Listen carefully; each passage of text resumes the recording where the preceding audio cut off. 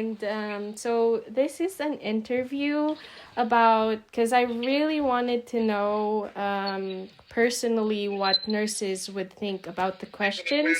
And I will be using your answers in a research and writing extensively about your answers. Actually, I already got 23 answers from an online survey, so that's pretty cool. But okay, so we can start, and I really want to hear your thoughts. I might mute my phone quite a lot. Okay, so this, by the way, this is for my course Leadership for Nordic Healthcare, and I wanted to tackle some questions with you. But first of all, I wanted to know, first of all, I wanted to tell you guys that the main theme of the paper is on the Nordic welfare model. So this is from norden.org, and it actually describes how the Nordic welfare model is. I wanted to get Filipino people's point of view because I think it's the best. Just because most of the people I know that are in Finland are nurses, and they have experience in geriatrics, which is really valuable. Also, most of us have experienced Nordic healthcare in our adult phase. So we have our ability to compare Nordic welfare is actually pretty accurate because we've never grown up with it. And then we experience it at a point where we actually already know what the benefits are and what the pros and cons are for it. And so let's go ahead to the questions because I really don't want to waste your time anymore.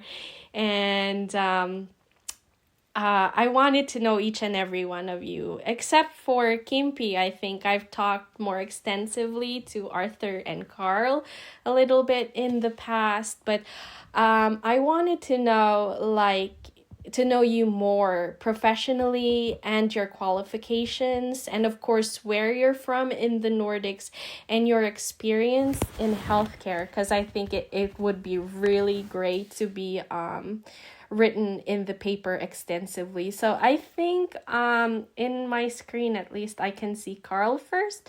So I'm gonna mute my microphone and we can start with Carl.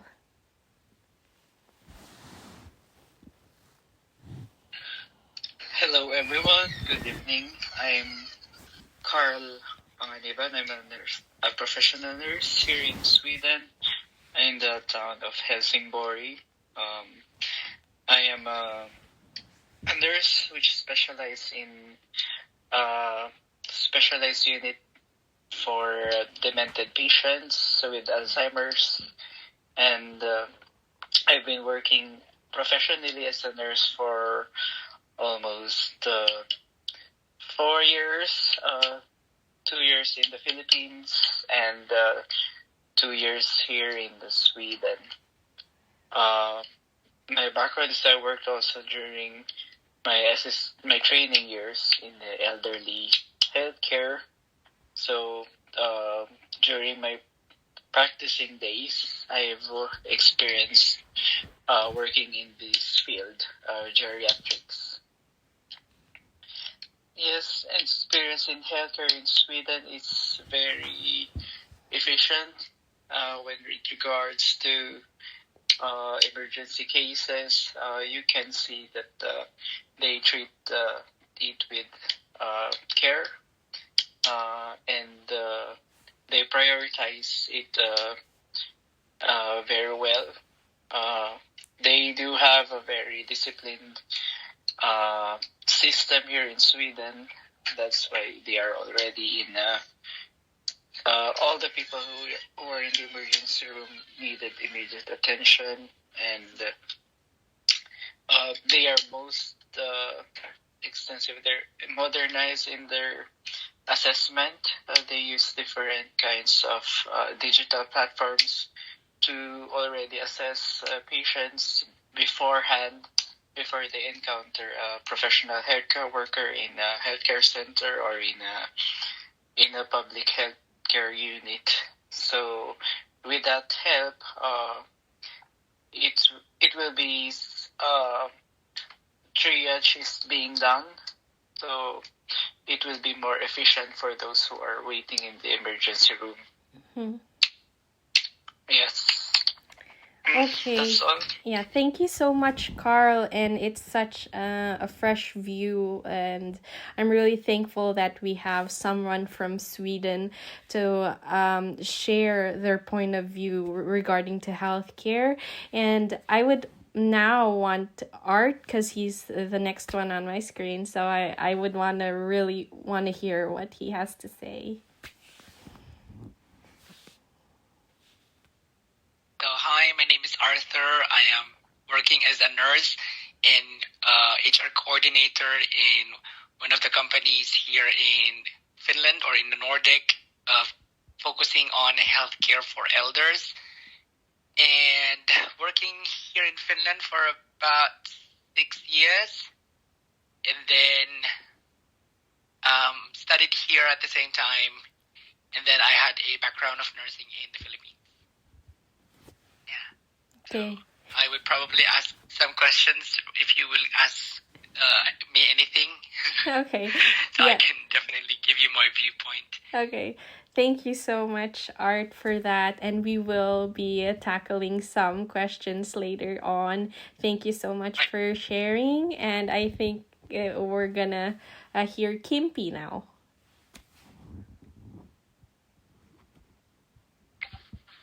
Yeah. So, hi, my name is Kimpy. You can call me Kini. It's my Finnish name. So I've been living here in Finland for like 8 years. I am a nurse in the Philippines and also a qualified nurse here in Finland. I had been working for intensive care unit for like 3 years, and now at the moment I am a certified teacher and I teach in vocational school for practical nurses. I am living in Vantaa, Finland, and my experience in healthcare is acute care, kotihoito. Mm-hmm. I don't know what is kotihoito in English. And home care. Home care services. Or traveling nurse. Yeah, I think. Also in public health and in people with developmental challenges. Okay. Yeah. Thank you. Okay, thank you so much. It's so interesting. Actually, I wanted to ask, were you in the intensive care in Finland? Yes. Okay, very interesting. Okay, so let's go to the first question of the program that I made right now, and so I'm gonna read it first because we'll be tackling the first part, which was a great suggestion of Art to tackle different subjects at at the same time. So about Nordic welfare system model and the Nordic healthcare. So the question is, what do you think are the pro and the cons of this type of model? I understand that all of us have had encountered the welfare system and Nordic healthcare in our adulthood. So I understand that I think it would be really interesting to know what differences do you think, and what are the pros and cons, and what areas of that you are satisfied with personally, and if you are dissatisfied with an area, then what are they? So we can go to from back to front. So Kimpy, could you share your mind on this? Yeah, the Nordic welfare system model is more on equality and equity in healthcare. So the system in Nordic is they're trying to provide all the necessary services for all people basing on their needs. And I think that is what I am very satisfied about the Nordic welfare system as compared to the system. And also, there is, I think, one of the Nordic welfare system model is there is a less out of the pocket services fee that you have to like pay. Like out of the pocket means like umabasto, like what you want that you have to pay for health services here in Finland. As compared when you are going to be in other countries where you have to pay more expenses for out of the pocket. Also, what I think also about is the social insurance. I think in the Nordic, and at least here in Finland, the social insurance is actually very well. As compared to Amsterdam, where you have to like pay for like 300 euros in a month just for insurance. However, the insurance here in Finland is like they're going to like deduct it from your salary. So I think that is one of the satisfaction that I have. Dissatisfaction with the Nordic welfare system model maybe is that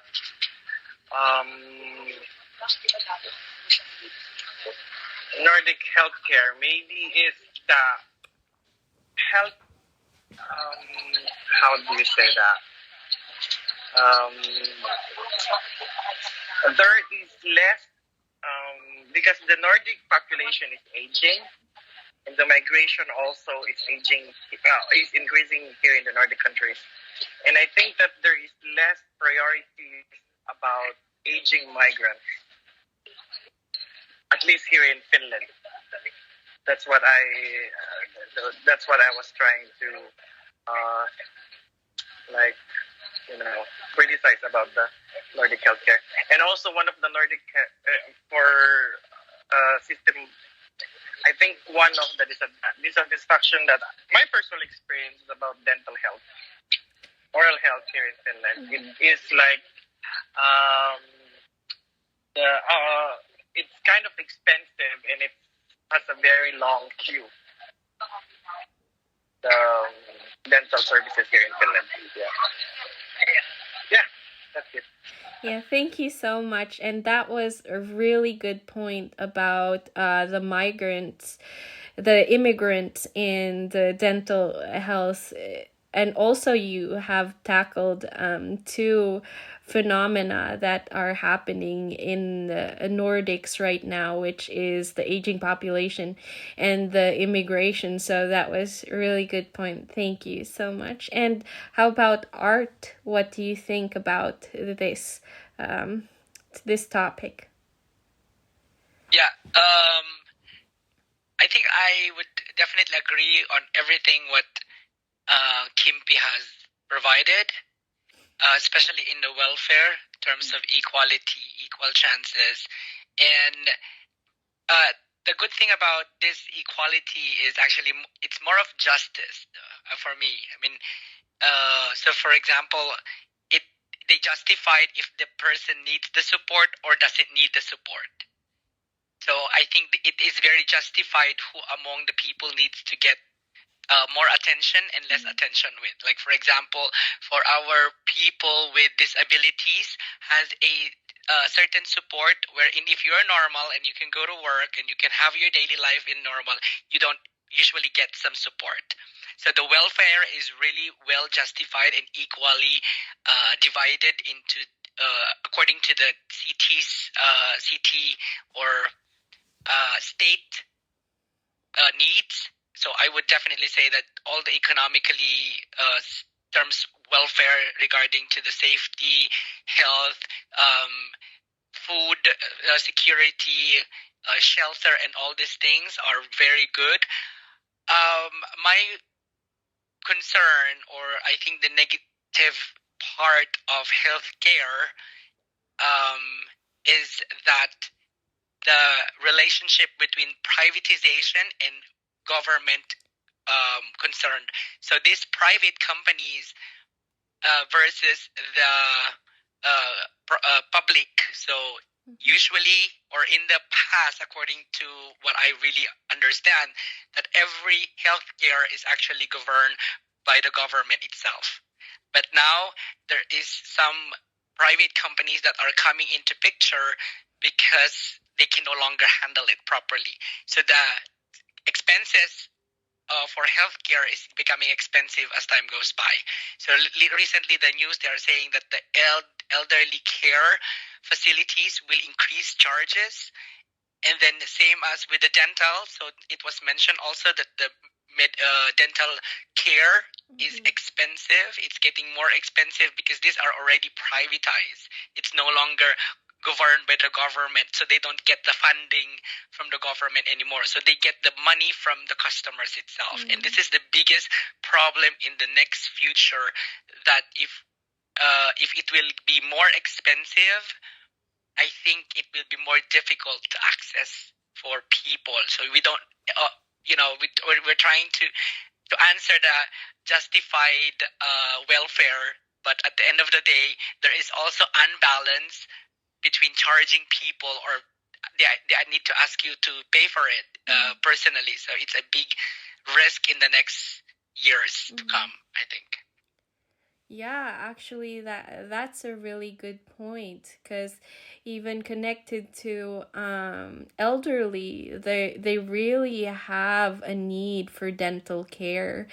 And this is one of the most expensive services that you can get in Finland. And so this is it could even be like a topic for research. It's really good. Thank you so much for that. And now we can hear like the counterpart, or the other side of the Nordics, which is our neighbor from Sweden. So what do you think about this, Carl? What are your opinions on it? Yes, they are quite right, accurate about saying that the Nordic welfare system is very accessible and promotes equality and equity to all its members in the state, and they are trying to do so in Sweden here as well. Yes, I definitely agree also that the rise of expenses of healthcare can be noticeable because of the growing population of migrants and the aging population of our healthcare workers. As you can see, there's also a problem with here in Sweden. They have this what they call waiting time or queue system.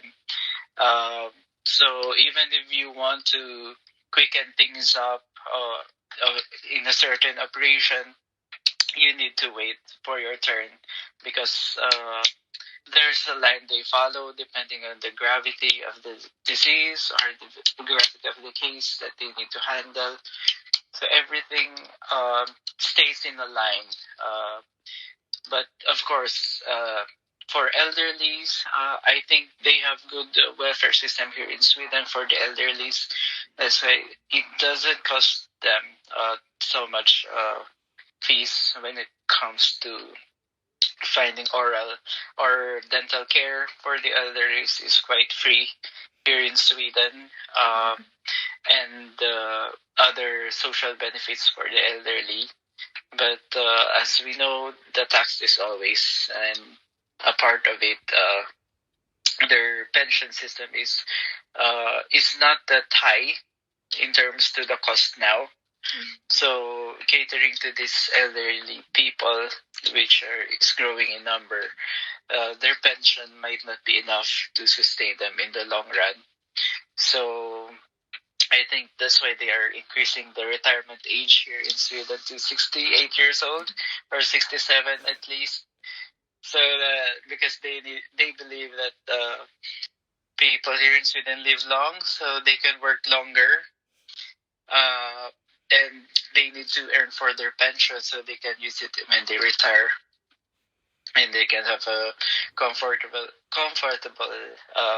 elderly life in the long run.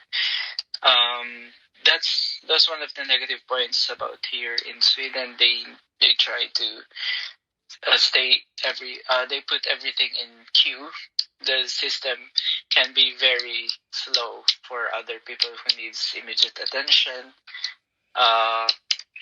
That's why, and there is a decrease in the number of uh, healthcare workers. There was a decline in people who want to take care of the elderly, not only elderly, but to work in the healthcare force because of the recent pandemic, and they want to evaluate life because they cannot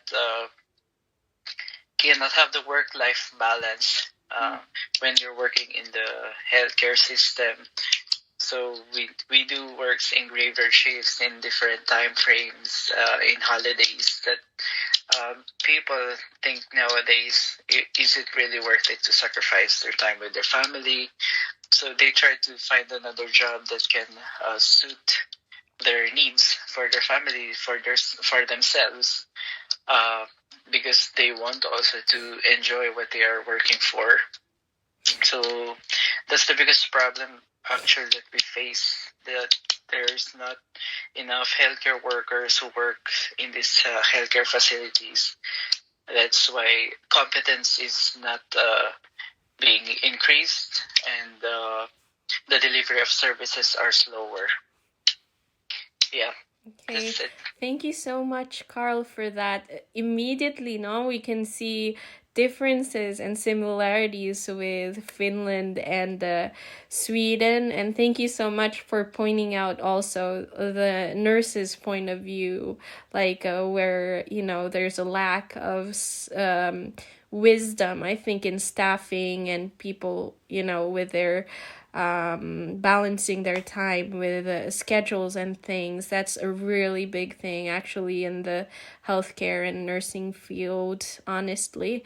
Okay, so we can go to the next question. I put here, privilege is not free because actually so we did run through about taxes and things. So it says here, with advantages come high cost. And in this case, in the Nordic welfare case, it's the taxes. How do you welcome this fact as an immigrant actively contributing to the Nordic social standard? Because I can relate with all of you because we all have the same background. So we know that taxes are not something from our backgrounds that are really, high. And so how do you feel going to the Nordics and having to contribute and work and be in the working field, basically, and having to give your part to be able to support the Nordic welfare system? So we can go like from the middle now, and maybe we can start with Art.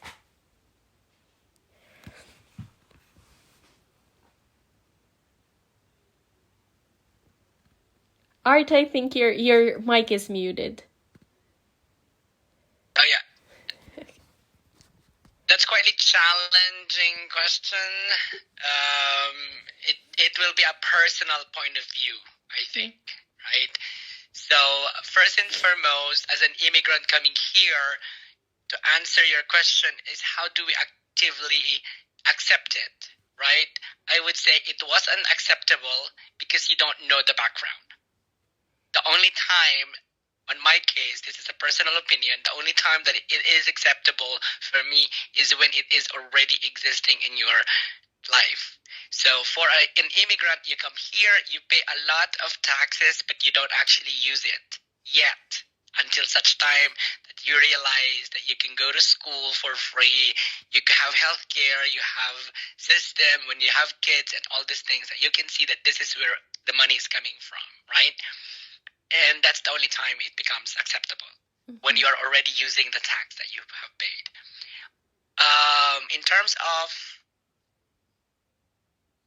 I think that's it. The advantage of high cost is definitely good, although the challenge is of when most of the immigrants, I think the concept of European culture is when actually they move to another country, they don't move because it's just because of economics, but it's because they're interested to know the culture of other European countries. They go to Spain. They don't really mind how much they earn or how much will they pay.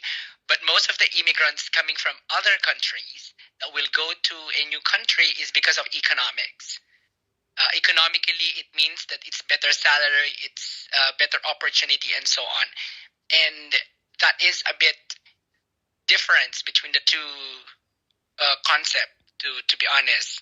So I think it depends on the person. This is a very personal opinion. So on my own opinion, I do accept the high tax to cover the privileges and the rights of every citizen or every resident. Okay, thank you so much, Art, for that. That was a really good point of view. And I think a lot of people coming from, non-Nordic countries to the Nordics will share the same point of view that you have. And that's really interesting to hear. What does Kimpi have to say? What is your opinion on this, basically, or what do you think? Hi,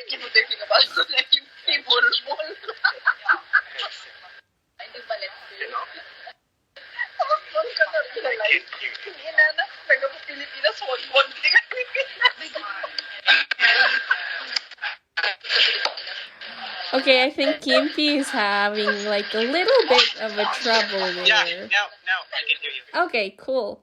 Now I can hear you. Okay. So, yeah, Can you hear Kimpi. me? Yeah, we can. A little bit. So, Yeah. what do you think, Kimpi? Do you have the same opinion as Art, or what is your opinion on this? Yeah. First and for all, I have to differentiate what is privilege and what is basic needs. In terms of basic needs, I think that the taxes, the cost of living here led to all the basic needs that I need, like yakiba. The basic, in terms of the basic needs, I think that it's quite justifiable. So I think that I welcome the taxes, the high cost of taxes in Finland, because you have to pay for the city taxes, you have to pay for the state taxes. If you're from a church, you have to pay for the tax for that. However, in my experience, I see where my tax is going in terms of the basic needs. And I don't know what you're referring to about the privilege, but maybe privilege of going to school, which the other people doesn't have, based on their factors. But I think, I saw in my personal experience, I saw where my taxes were going. I had an operation for the stop approval here in Finland, and I only paid for like 5,000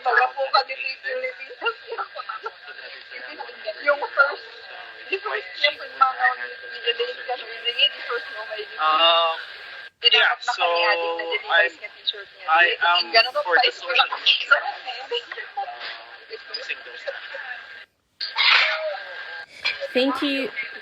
Yeah, thank you so much, Kimpi, for that. And even a personal experience with a medical procedure, an operation that you've gone through. And we see actually it is really important. I mean, at least, in the Nordics, you can actually see where your tax is going. And when you do need it, they can be high and steep. But when you do need it, you see that it's there. So thank you so much for that point of view. What does Carl have to say? Well, yes, you're both right, Arthur and Kimpi, about it's a part of what we experience here as an migrant worker. We see that we need to pay the taxes. It's part of our living. So as much as possible, when we have our own families, we are supporting back in the Philippines. So we want to save a lot of money for that cost. So an additional tax, an additional fee for taxes can be, and we may see it as a disadvantage in our personal point of view, but when we see our taxes being used in the improvement, and the government is being transparent where the funds have gone through, then we may accept that it is for the best. We need to pay. We need to pay for have a good quality of service, and yeah, the cost can be high, and that's the price we need to pay for us to avail it in the future. And we may be sure that this is the money that we pay on the taxes is being used right and effectively. So uh, it can be an advantage for us if we try to move in and assimilate ourselves in the lifestyle here in the Nordic countries. Yeah, That's thank you so much, Carl, for that. And thank you for relating it to, like, in general with society. So that's... You're on mute, Maima.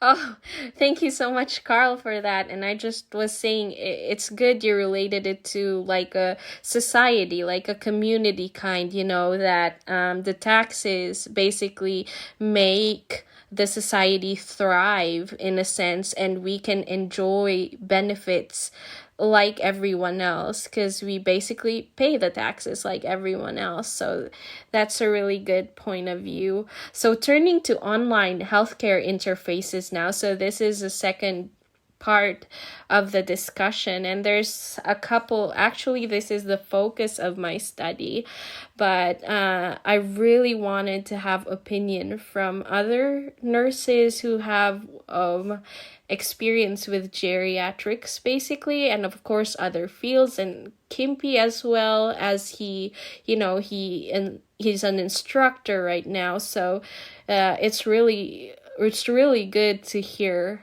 your point of view on this. So these are very direct kind of questions right now. So this is what this says. What websites or healthcare related apps are used in your Nordic area? So this is where there's a difference with our answers basically, because I think it's gonna be like different for Finland and different for Sweden. Also, like how are you familiar with them? Like, do you use them on a regular basis? Do you know people who use them on a regular basis? Does the interfaces, are they now part of your life? You're checking your healthcare records in a sense. So we can go with Carl first because he has like a Sorry, can I start first because I am in a rush? Okay, yeah, Sorry. sure, Kimpi. Yeah. Okay, Maima, here in Finland, we are now starting this Apote, which is an American-based healthcare patient data management, and it's linked to the patient healthcare information, which is called MISA, which is I don't know if you're familiar with MISA, and also MISA is linked also to the Omakanta, where you get all the information about yourself, about your health status, about your test results and everything, also about your medications and everything. Also, other websites that you can use for healthcare service or healthcare related apps are from the private doctors also use, like example Tigir and Lina, Tervestalo. They have their own apps for use if you need like digital doctors. They have digital that they use, especially this PN and Lina, they have this digital other websites that is healthcare related, we have the Udisim, which is used for information about medicines, Tietokanta, and also for suggestions related to healthcare, we have this Kaupahoito, and also Terviscula. And yeah, so I think Art will say the rest here in Finland. Okay, thank you. So Thank you so much for that, Kimpi, and thank you for taking time to answer, even if you're in a bit of a rush.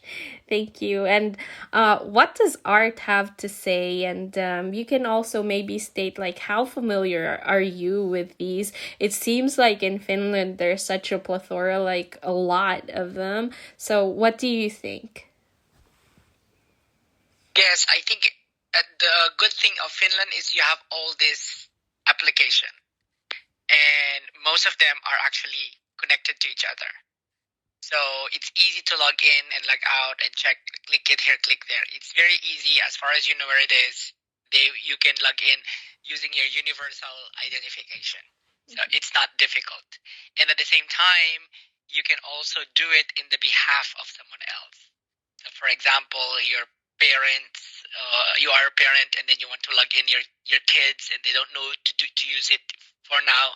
You can do it in the behalf of someone else all the time. And it is very good here because also the Edu Valvontaya, or the one who is personal assisting the person who is incapable to do it, has also the right to do that. And if they don't have family members or no one will take care of them, the government will look for this person to take care. Like for example, a person who's retired and unable to make decision on her own or his own, the government can look for someone to be processing the papers for them. Like if they need some documents to transfer in a different house, to different facilities. So it's easy, breezy, it's very good. And then they can log in using all these things online. And then they have this permission to access those information. But of course they have their responsibility to make sure that the information is secured. The only problem I would definitely think on this will be with regards to apotti was mentioned by Kimpi, which is that's universally for healthcare. Well, that's one of the good universal healthcare. But usually those are used in the hospital. Now, and most of the hospital are government. And then there are some private facilities like we have nursing homes and so on and so forth. They are using a different type of writing or documentation. They have their Domacare, they have Hilka, they have Efika, and so on. Those are the things that they use. These are private. Now, this thing is not related to apotti. So when they need a doctor to check it, so the documentation of doctors who check this patient is not basically accessible for the people who are in the private. So they need to just relay it on consultation via phone or via discussion. So the patient safety is a little bit compromised because for me, when every time you do a consultation with a doctor, using a phone or oral communication all the time can cause misleading or it can cause wrong delivery. So it's better that both orally is done. For example, you did the consultation online, you did a phone consultation, and then at the same time, they write down what are the doctor's order or the information that they need to do, the medication, and so on. And then both public and private sector is using one tool. But it will be challenged because the private companies pay their own application. The government also pay for their own application. Mm-hmm. But I hope, or I don't know if they will definitely link them together sooner or later, hopefully. But that will be that's a challenge at the moment for me. So yeah. Thank you. It's better to have a universal documentation for everyone in terms of healthcare.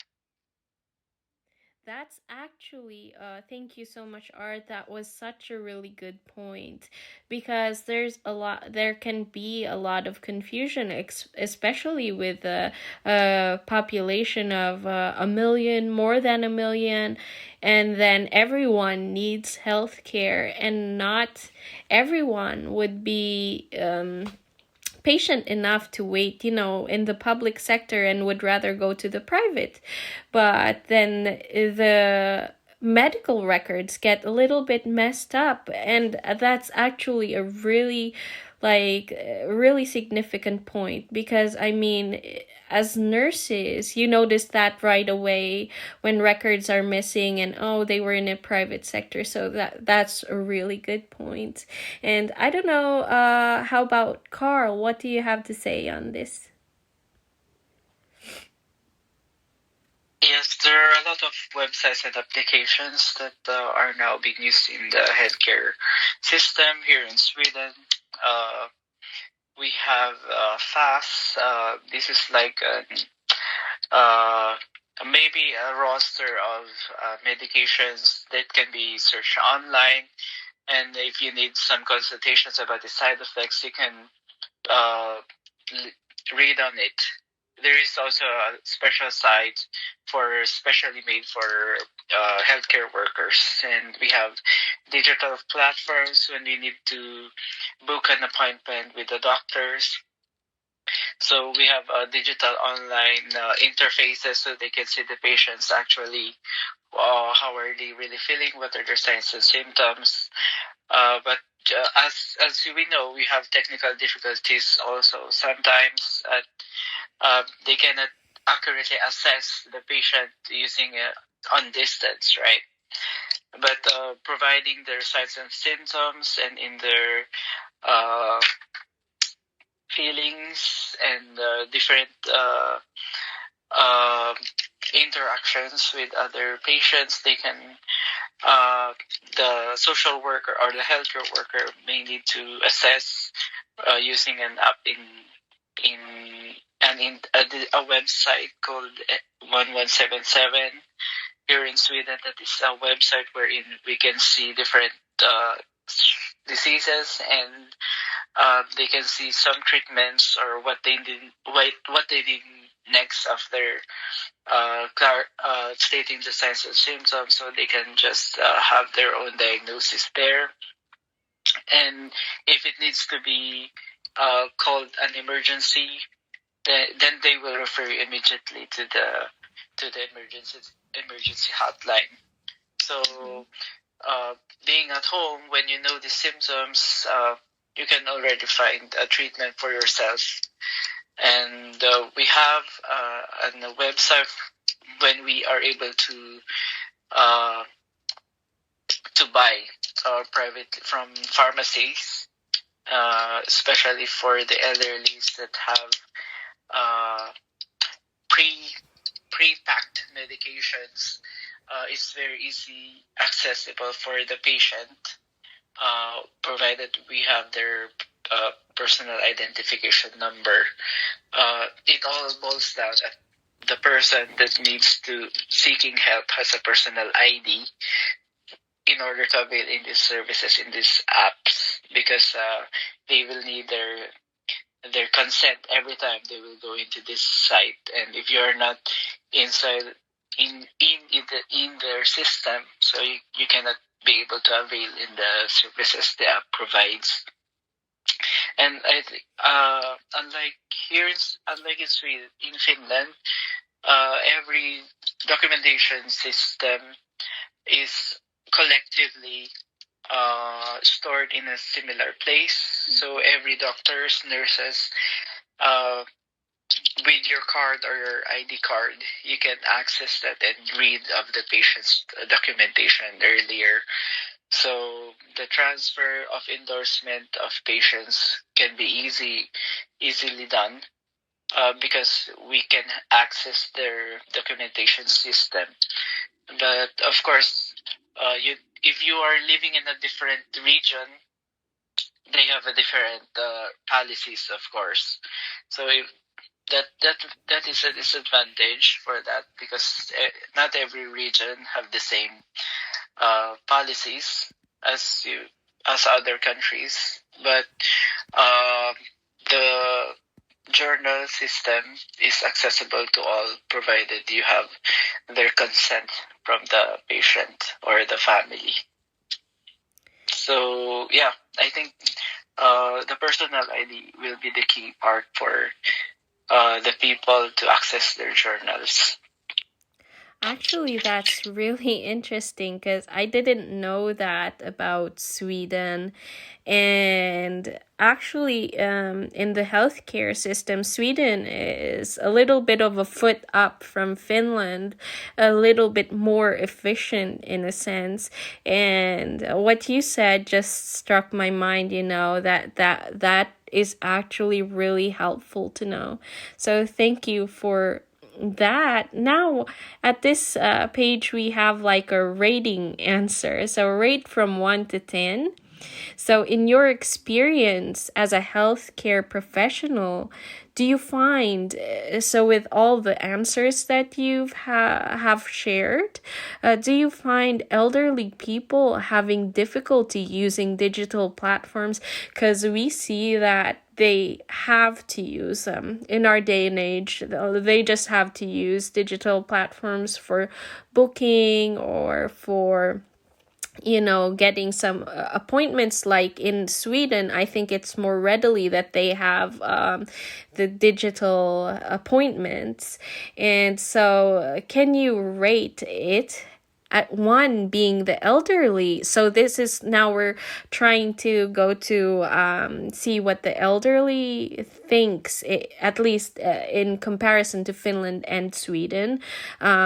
Number 1 in the rating scale being that the elderly have generally are generally receptive, actually here, are generally receptive and have consistently been using digital platforms regularly. So do you think, in your opinion, with the geriatric experiences that you have, are the elderly their reception for digital healthcare, is it like a regular thing? Have they continually been using it, in your opinion? Or like in comparison with the general population? And also 10 being non-receptive at all. So if you were going to have to rate this, at 1 being like the best, basically, how would you rate the growing digital platform age for healthcare for the elderly? So maybe we can start with Carl, since you're, we can start with you, and we can see what Yes. Sweden has to say for this. Yeah.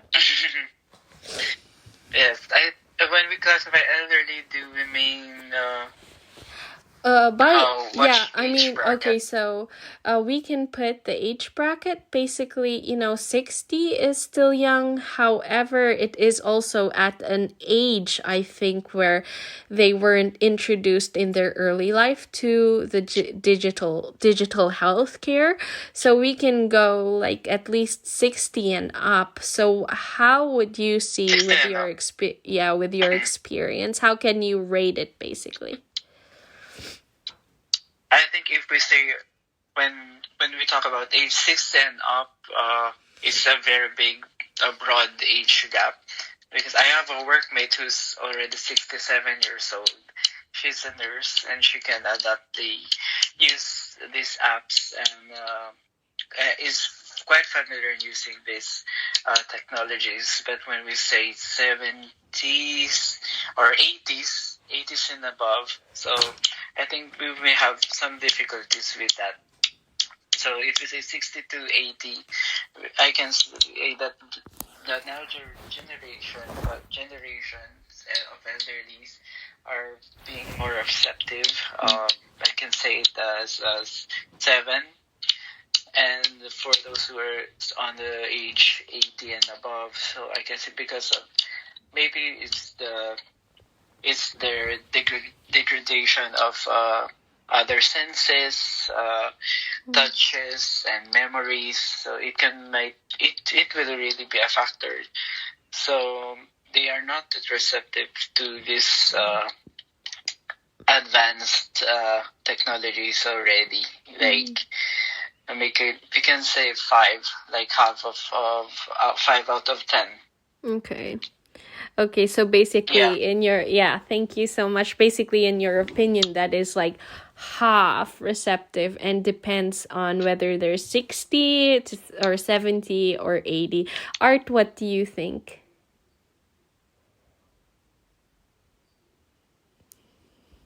I would say, based on the rate from 1 to 10, I would definitely say 8.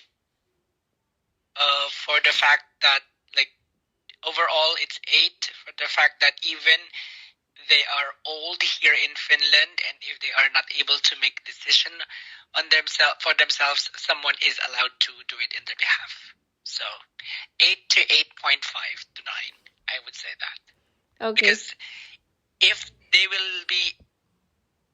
they cannot do it by themselves and someone can do it, it's capable. I mean, I would still say that it is good, because on these applications or platforms, someone can still do it in their behalf. Mm-hmm. Yeah, thank you so much. So actually, the 8.5 range is really helpful when we can say like an assisted kind of. Would you agree on that? Like an assisted use. Assisted usage of digital health. Yeah, I'm not sure if Kimpy is, because he's kind of busy maybe right now. So okay, I think he can comment. So Kimpy, if you can comment on it, what would you think and how would you rate this?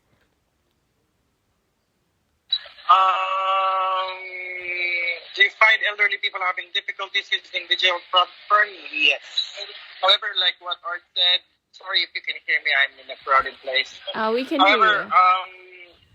Okay, you can hear me. However, when you assisted, like what Art said, I think it's possible. Also, like, for example, if they are having these home care services, like someone will take care of them, like ordering meals online is also something that the home care service can do. However, if they're going to do it themselves, there might be difficulties. So, if they're going to do... Ay, hindi ko kinuha.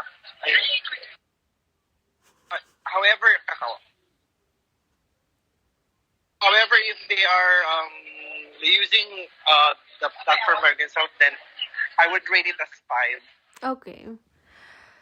Okay, so technically, if it's like a usage that is alone or independent usage, it is a 5, basically. With assisted usage, that can be rated as an 8, which is actually a really really helpful rating, because it wasn't even said in the question, so thank you for that.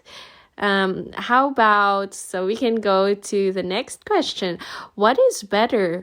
What would be more elderly friendly, do you think? So when you look at all the websites, in Finland, about the healthcare websites where, for example, Omakanta in Finland, where they can access certificates, or, they can access like medical prescription, for example, websites or phone applications, or neither of them. What do you think, or what is or if you have suggestions on what would be easier for elderly people? Let's include the older ones, so let's go to 70 to 80. What do you think is better for them, going on the World Wide Web and, putting in their information, or an application that is ready? So what are your opinions on this? Maybe we can start with Art and we can see, like, what do you think? Both of them are definitely on use here in Finland. So if you check Kanta or Maisa or whatever, they are both applicable with usage of phone or using on the website. So definitely that's really good, I think. Any suggestion on having both of them is good. I would definitely say that. Nothing else to suggest, because when you're talking about technology, it makes it easy when you're capable of doing it mentally and physically, but it's not useful when you cannot really click or you can't see the screen. Like if you have physical conditions, of course it's useless, but it's very rare. So if we consider that, and again, with the use of both application of the phone and the website with assistive, it's very good. No question that. Yes. Assisted for the minorities who are having difficulties of using it here in Finland. Okay, so do you think the assisted part of Finland, do you think it is bigger or smaller? What do you think? Because I was actually, it just clicked my mind. So what do you think about that? Definitely, it's big. It's bigger because we can start in family members. So if your grandparents is 80, 90, definitely if they have a younger, if they have son or daughter or someone who's more capable, they can just definitely go, I will book it in your behalf, right? Or I can open it in your behalf. It looks like you need to have some medication this coming few days. So they can basically already access it. Someone who's next neighbor or whatever, if that person gave a permission to open it or do it in their behalf. And then children also, it is. And when the person is blind or having a difficulties of hearing, so that will be assistive again, by whom it's going to be a healthcare profession, their family members, Edo Balbontaya, or someone who is set by the government to be responsible for that person. So these are, and then another thing I forgot to add, that phone calls are actually now being mostly used when they don't know how to log in. They don't have a phone that is applicable for Apple, so they have these Nokia old phones or stuff like that has a keypad. So many old people just call the phone number. So I think those are still valid, up to date. So. Okay, thank you so much for that. And thank you. I got sidetracked, but it was really interesting to hear your point of view on are the assisted more or less. But anyway, how about Kimpi? Are you on? Do you have anything to say about this? What do you think? Like, what is easier, what would basically? be more elderly friendly? Yeah. To become so that the application or the website should be elderly friendly, the answers should be coming from the elderly and the health, those taking care of those elderly people. However, like I would say, I think that it would be more elderly friendly if they're going to do service design. So service design is a process where they actually really ask, they gather the data from the elderly, what really is going to be more elderly friendly for them. And then they're going to come up with a prototype, and from that prototype, they're going to practice, to pilot it to the population. So every website, every application should undergo service design. So it has to come from the user, the end user itself. Also, what I could also say to become elderly user friendly is that it should be related to their voimabara or the functional abilities. Also, because like what I said, there's also increasing number of aging immigrants here in Finland. So those, because now Omakanta is available mostly in English and in Finnish. However, there are also like from Somali, from the number one actually is like from the Russian Federation here in Finland. Also, the next would be the Somali, and then the Thai, and then so other language that would be also used by other aging immigrants. Then that would be good. Yes, Thank you. thank you so much, Kimpy. That was actually that was a really good point of view. First of all, the language that they have to adjust with the immigrants that are coming in, because they are also contributing to taxes and these factors. And also what you said about the opinion of the users. This is a really huge research going on, because actually the interfaces right now have really small information that came from actual nurses, and also like the opinions of the elderly, really. Like, I mean, what factors contribute to why they are unable, social factors. So that's a really interesting. And Carl, what do you think about it? Does it differ in Sweden, or what is your opinion on it? Yes, I think the most. I don't think there are phone apps that are very elderly friendly right now. But of course, not all can easily access their phones. Elderly, so an assist may be needed. I think one of the apps that will be very friendly for them is their bank apps, because they they have their identity numbers, and those elderly that can remember their passcodes. It is easy for them to access it, and I think they use usually phone. Mm-hmm. Now, for the elderly to have their needs assisted. So, what can be a suggestion? So it will be more friendly. I think most of the apps have very long introduction, or very complex design. So make it simple, maybe, and few choices, bigger fonts, easy readable text, so that it will not confuse the elderly on what they will answer. So instead of having 5 different choices, limited to 2 or 3 choices, so it will be easier for them to answer the questions.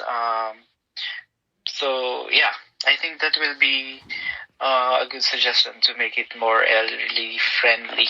Thank you so much, Carl. That was really practical. Actually, one of the studies that I will do is I will try to make 5 questionnaire that will compare websites and applications and these suggestions. So they were really practical and helpful.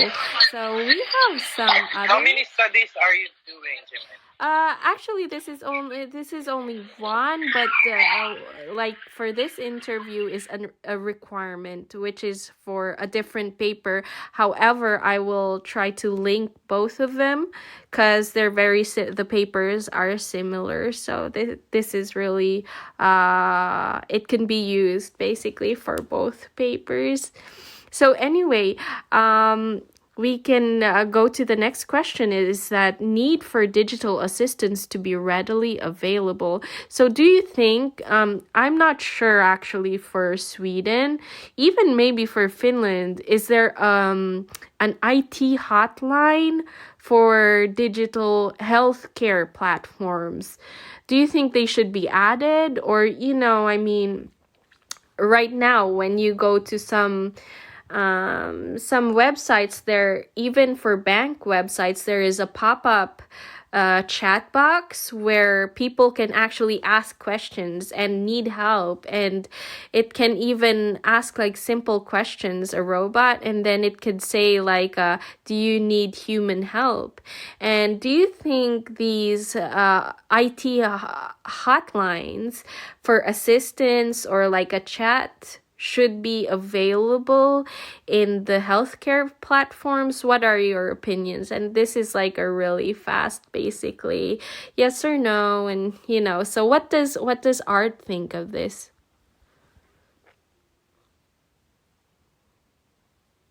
Yeah, I think it will be very nice to see it if they could definitely try it if it's effective or not. So, yep. How about Kimpy? What do you think? Do you think like... Yeah, these hotline are very useful. Not just the robot chat, but I think a human who is assisting you really in the hotline, not just the robot, would be more beneficial. That will be my suggestion. And Carl, what do you think in the Swedish part, digital healthcare interfaces? Do you think there's a need for these things? I think an IT assist may not be needed at all, provided if the app is running. Of course, you need an ID for that to ensure that the phone or the app is running. But in order to I think it's enough with the pop-up chat assist that could be already that is very effective already to help the elderly to find the answers needed, I think. Okay, thank you so much. We can see really there's a little bit of a difference, with the answers, at the same time similarity. So that's really nice to hear. Another question we have is that the elderly need help to thrive digitally. So in which way do you think is most effective in helping the elderly population in the Nordics thrive in terms of digital health platform use? So we can see like in general, because actually Kimpy mentioned the aging population. This is in all Nordic countries. This is a problem. Like the aging population is too high. So what are your opinions on how to be able to help them thrive digitally? Basically, I think Kimpy has already been able to answer, with trying to renew by having their opinions on what works for them best. And do you have other comments for this, or what do you think? Do you think that has answered the question, or?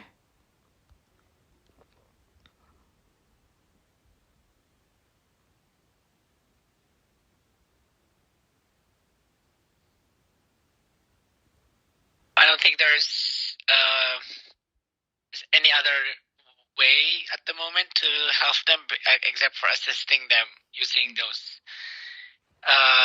artificial intelligence platform and another person who's doing it. But my question will be probably is how much would be probably the government would like to invest on providing this help to them. So I think there is a lot more technology that is developing over time, but the question is, are we willing to pay for it? So, and one of the neglected population is elderly. So another question, another issue to add on, but it's not really part of your study anyway, but that's kind of like one question that will pop up anyway along the way. Yeah, thank you. That is so true. Because with the updating of interfaces and how they look like and how they accommodate elderly people, it actually will cost a lot. So Kimpy and Carl, do you have any comments about this? I think one thing to help the elderly, the elderly now that are, or they should begin introducing using the interface at a very early age, like the people who are now in their elderly, like 60s, may need to find the videos. Usually there is a video information about how to use it effectively, and by introducing it in a younger age, they can be able to thrive in the next days, when they become more needy in the time that they can't even use it anymore. I think it will be better if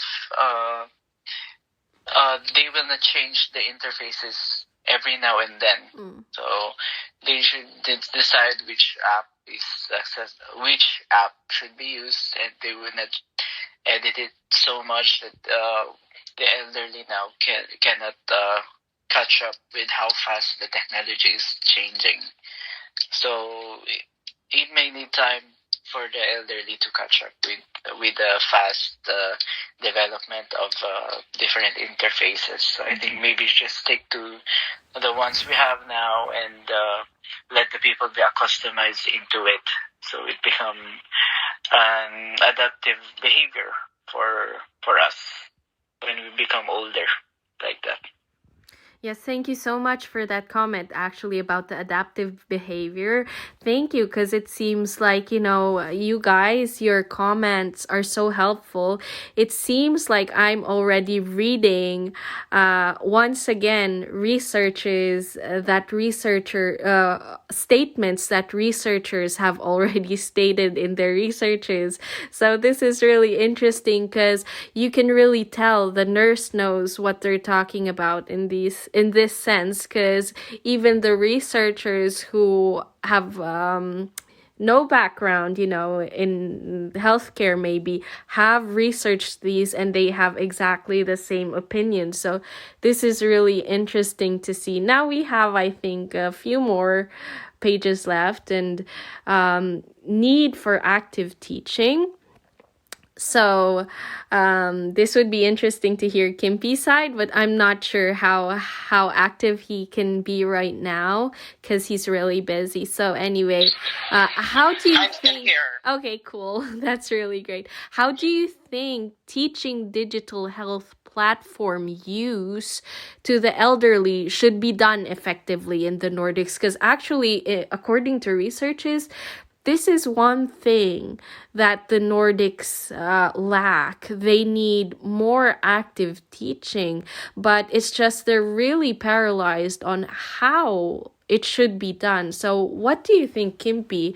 Like, what is your opinion on this? Especially that you yourself as a teacher have experience with how people learn better. So what are your opinions? Yeah, I believe that teaching digital healthcare platforms used to elderly could be effectively done in Nordic by, I think, like what I said before, like doing integrating service design. Yeah. I don't know if you're familiar with this method approach, but service design is like getting from the end user, trying it, and then trying to teach everyone for part of that project. So it's like a project program. So I think using the project, also using the small non-government organizations as a stakeholders for this endeavor could also be very effective. Like for example, this 5 Atoyment or Day Activity Center, they could use that as a platform or as a place where they could teach elderly using these digital health platforms. And I think this is something that could be done. Thank you so much, and thank you for that opinion and your last phrase that this is something that could be done, because it can be done. Actually, it just needs really active participants of it. So thank you for that opinion. Art, what do you think about this?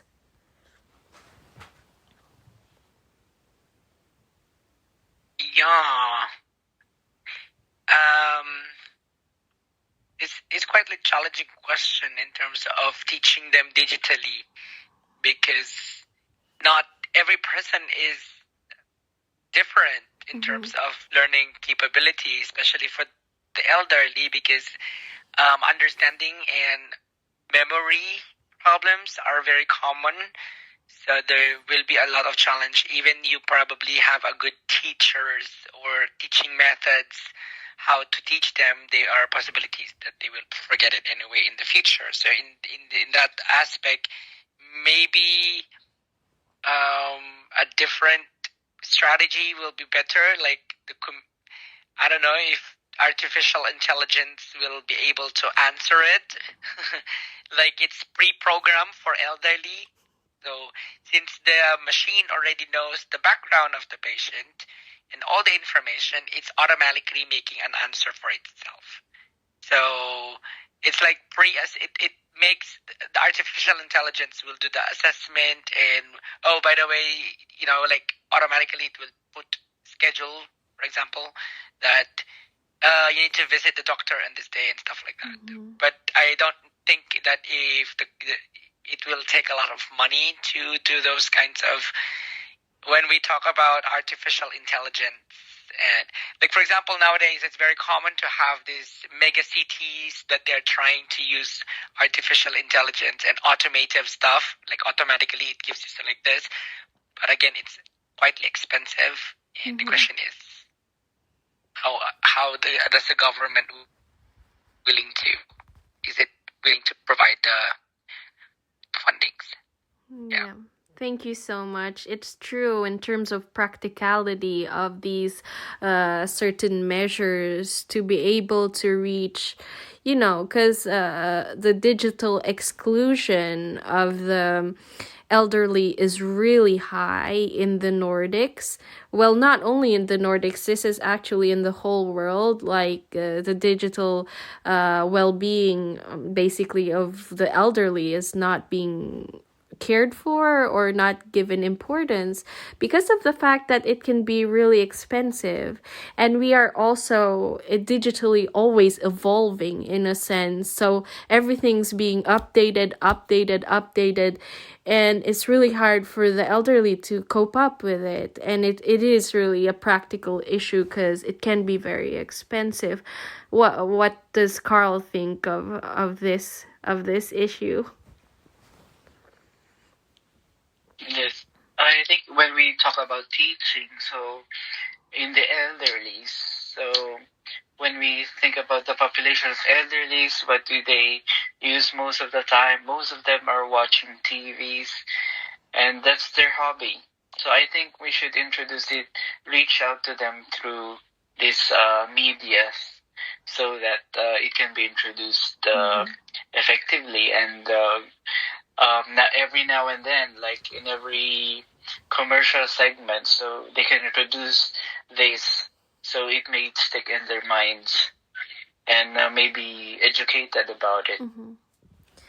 Wow, actually, that's a really innovative.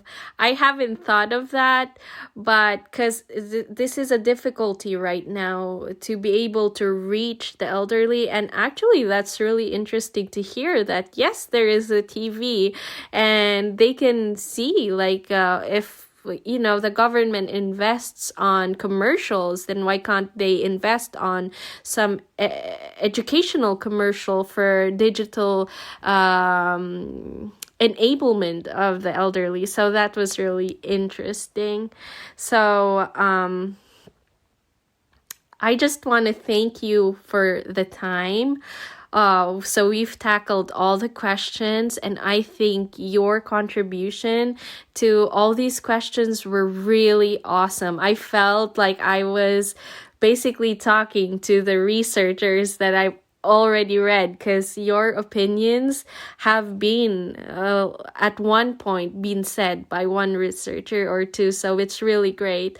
So if you have any discussions or any comments, then this is the time. Otherwise, maraming salamat po. Thank you so much for everything. So you can see in the picture 3 generations. This is my husband, my husband's grandfather and my father-in-law. So they are both teaching my grandfather or my husband's grandfather how to use his tab. So we're trying to digitally enable him, and he's really good. He has Facebook and everything. He stalks me around Facebook. So thank you so much, guys, for your time.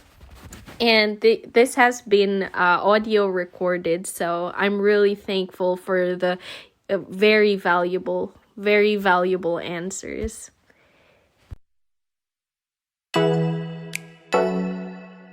Ooh.